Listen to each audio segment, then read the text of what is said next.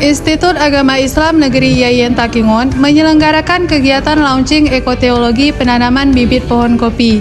Kegiatan ini bekerja sama dengan Bank Syariah Indonesia (BSI) cabang Takengon Bebesen. Launching dilaksanakan di Tanah Wakaf Yayan Takengon yang berada di Kampung Mongal, Takengon pada Kamis 20 November 2025.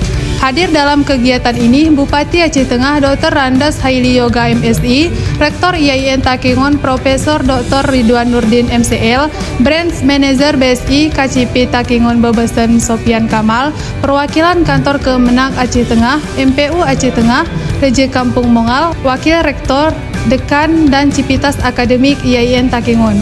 Bupati Aceh Tengah dalam sambutannya pada saat melakukan penanaman kopi mengatakan kegiatan ini merupakan program yang diusung oleh Kementerian Agama, yaitu bagian upaya dalam menciptakan wakaf produktif. Saya Dr. Randes Haili Yoga MSI, Bupati Aceh Tengah, hari ini sangat berbahagia sekali. Salah satu program Kementerian Agama yaitu menciptakan wakaf produktif yang dilaksanakan oleh kampus IAIN Takengon, yaitu wakaf menggema umat sejahtera.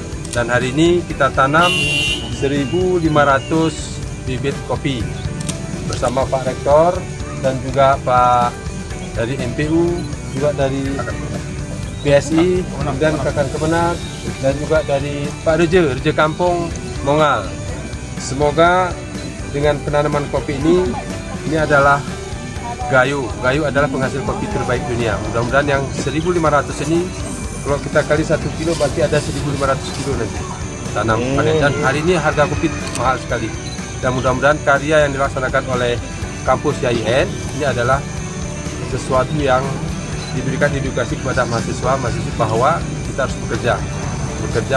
Sementara itu, Rektor IAIN Takengon, Profesor Ridwan, menyampaikan apresiasi kepada pihak terkait yang telah mendukung dan berpartisipasi dalam kegiatan tersebut. Hari ini IAIN Takengon melaksanakan program Kementerian Agama berupa ekoteologi dengan melaksanakan wakaf produktif berupa penanaman kopi 1.500, dan kegiatan kita hari ini dipusatkan di aset kampus di Desa Mongal, sekitar 4 km dari kampus utama.